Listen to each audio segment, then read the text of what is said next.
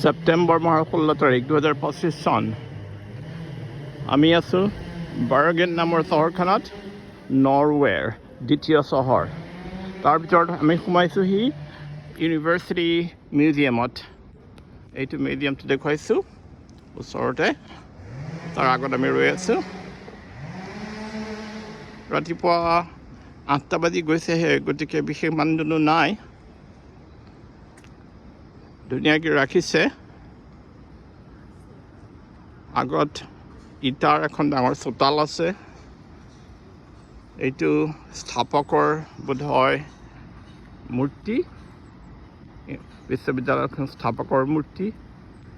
দূৰত দেখিছে চহৰখন অলপ পাহাৰৰ ওপৰত কিছুমান ঘৰ আছে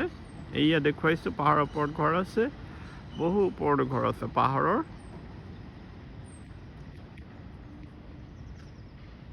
আকৌ ঘূৰি আহিলোঁ মিউজিয়ামটো ইয়াত লনি ওচৰত ৰৈ আছে চাই আছে কিবা